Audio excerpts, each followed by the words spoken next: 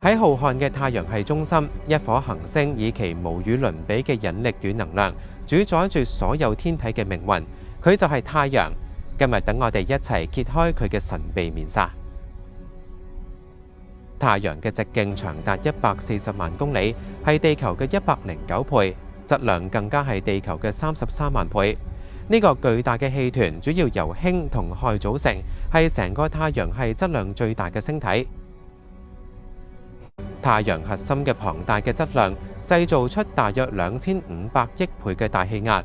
喺呢個超高壓嘅環境，再加上攝氏1500萬度嘅極致高溫，於是氫原子發生咗核融合反應，喺氫原子轉變為氦嘅過程中，釋放出毀天滅地嘅巨大能量。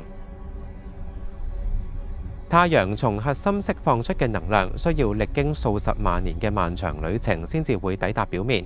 佢先得穿過緻密嘅放射層，再藉由對流層嘅熱氣循環向上傳送，最後先至到達我哋所見嘅太陽表面。我哋肉眼所見嘅太陽表面稱為光球層，溫度約攝氏6000度。喺呢度，我哋可以觀測到溫度較低、呈現暗色嘅太陽黑子，以及周圍更明亮嘅太陽光斑。呢啲都係太陽活動嘅直接體現。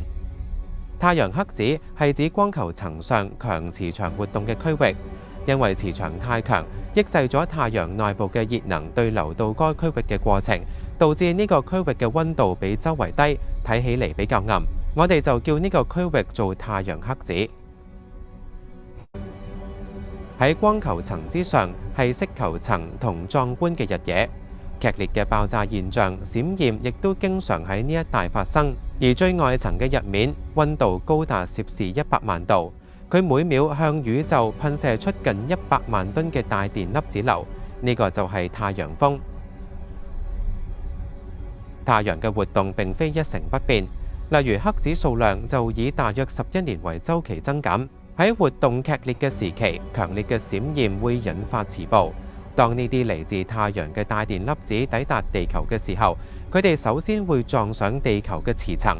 地球嘅呢面磁力盾牌偏轉咗絕大多數嘅大電粒子，使大電粒子繞過地球，從而保護咗大氣層同地表生命免受有害輻射嘅直接衝擊。雖然呢個過程會為我哋帶嚟咗美麗嘅極光，但呢啲太陽風暴亦都有可能會干擾地球嘅電波通訊同電力系統。太陽釋放嘅光同熱係地球氣候同生命嘅根本動力，但係抵達地球嘅能量其實佔太陽釋放總能量嘅22億分之一都唔到。不過正正係呢一微不足道嘅一部分，孕育咗我哋所知嘅一切。太陽既係遙遠嘅行星，亦都係距離我哋最近嘅生命之源。